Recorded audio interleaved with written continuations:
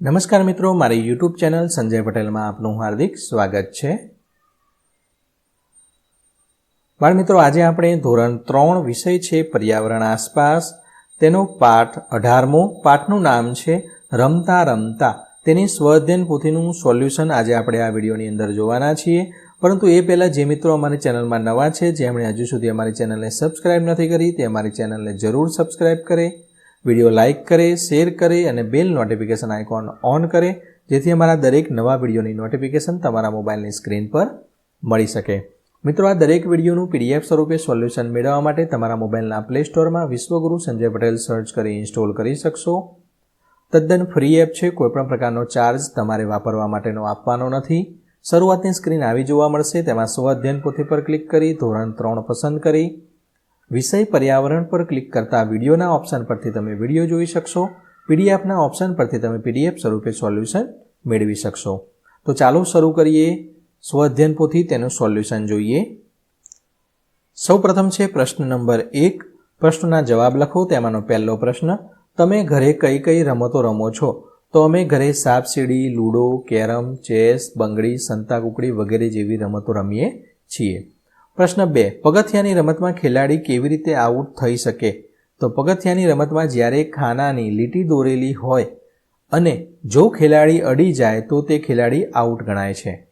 ત્રીજો પ્રશ્ન, તમારા ઘરના સૌથી વડીલ પોતાના બાળપણમાં કઈ કઈ રમતો રમતા હતા તે પૂછીને તમારે લખવાનું છે।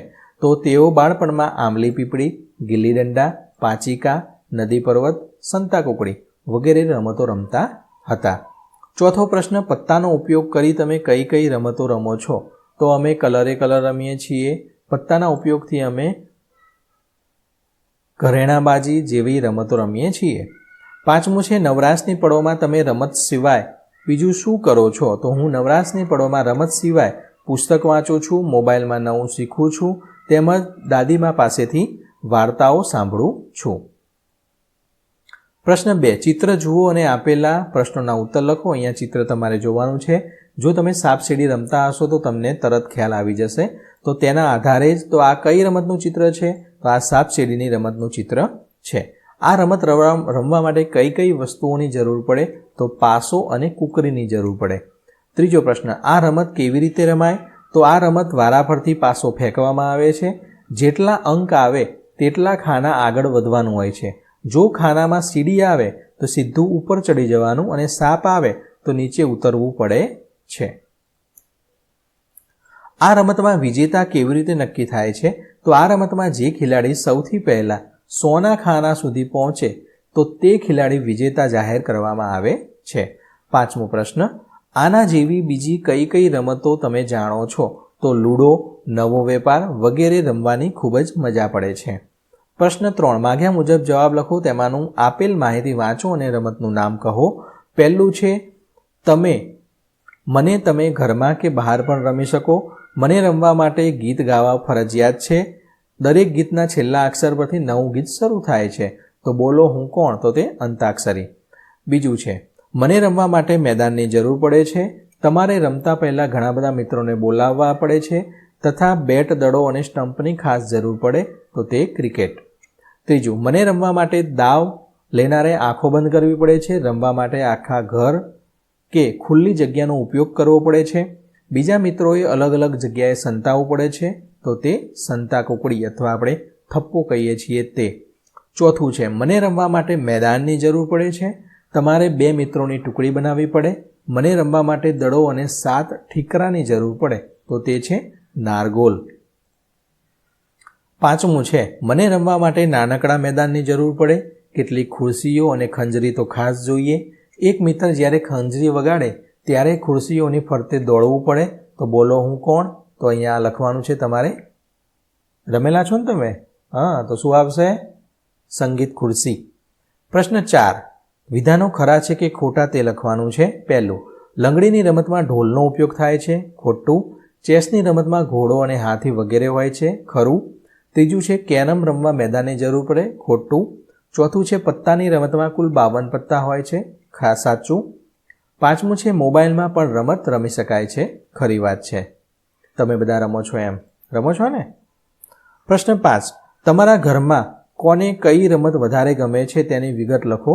સભ્યનું નામ છે પપ્પા, તો તેમાં ગમતી રમત છે ક્રિકેટ. સભ્યનું નામ છે ભાઈ, તો તેને ગમતી રમત ફૂટબોલ. મમ્મીને ખોખો ગમે છે અને બહેનને ચેસ ગમે છે. પ્રશ્ન 6. નીચેના પ્રશ્નના જવાબ આપો. તેમાંનો પહેલો પ્રશ્ન છે, આપણે રમતો શા માટે રમીએ છીએ? તો રમતો રમવાની ખૂબ મજા આવે છે. રમત રમવાથી આપણું શરીર મજબૂત અને ખડતલ બને છે. તેમજ ખેલદિલી, હાર જીત સહન કરવાના ગુણોનો વિકાસ થાય છે.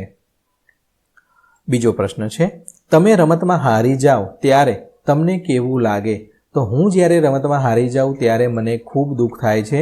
જો મેં વધારે પ્રયત્ન એટલે કે મહેનત કરી હોત તો અમે આ રમતને જીતી શક્યા હોત. ત્રીજો પ્રશ્ન છે, રમત રમતી વખતે શું સાવધાની રાખવી જોઈએ? તો રમત રમતી વખતે રમતના બધા નિયમોનું પાલન કરવું જોઈએ.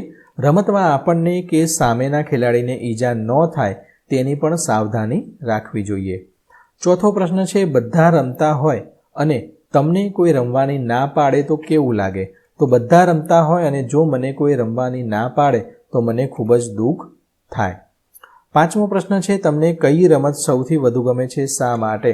તો મને ક્રિકેટ રમત સૌથી વધુ ગમે છે, કેમ કે તેમાં બેટિંગ અને બોલિંગ બંને કરવાની મને મજા પડે છે.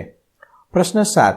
નીચેના પ્રશ્નોના જવાબ છે, વડીલોને પૂછી અને તેનો જવાબ લખવાનો છે. તેમાંનો પહેલો પ્રશ્ન છે, તમારા દાદા દાદી તેમના બાળપણમાં કઈ કઈ રમતો રમતા હતા? તો તે લંગડી, આંબલી પીપળી, ગિલ્લી દંડા વગેરેની રમતો રમતા હતા.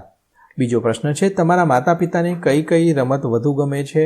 તો મારા માતાને પાંચિકા, લંગડી, સાપસીડી, ચેસ ગમે છે, જ્યારે પિતાજીને કબડ્ડી, ક્રિકેટ, ખોખો, ફૂટબોલ અને ચેસની રમત ગમે છે.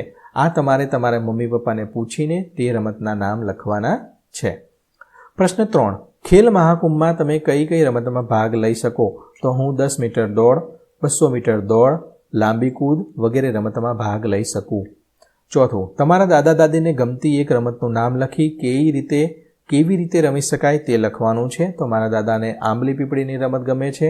તેમાં એક લાકડી લેવામાં આવે છે અને દાવ આપનાર તે લાકડી લઈને આવે એ પછી ત્યાં સુધી બધા ખેલાડીઓ ઝાડ પર ચડી જાય છે અને દાવ આપનારે તેને પકડવાના હોય છે. પાંચમો પ્રશ્ન, ગુજરાતના રમતવીરો અને તેમની રમત વિશે તમારા શિક્ષક પાસેથી જાણીને લખો. તો સરિતા ગાયકવાડ દોડની રમતમાં ગોલ્ડ મેડલ મળ્યો, રવિન્દ્ર જાડેજા ક્રિકેટની રમતમાં પ્રસિદ્ધિ મેળવી અને હાર્દિક પાંડ્યા જે ક્રિકેટની રમતમાં સારી એવી નામના ધરાવે છે. તો આ રીતે તમારે લખવાનું છે. તો બાળ મિત્રો, આશા રાખું કે તમને આ વિડીયોનું સરળતાથી સોલ્યુશન સમજાઈ ગયું હશે.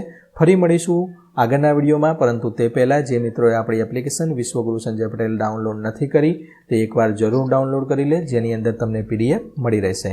ફરી મળીશું આગળના વિડીયોમાં. ત્યાં સુધી આવજો.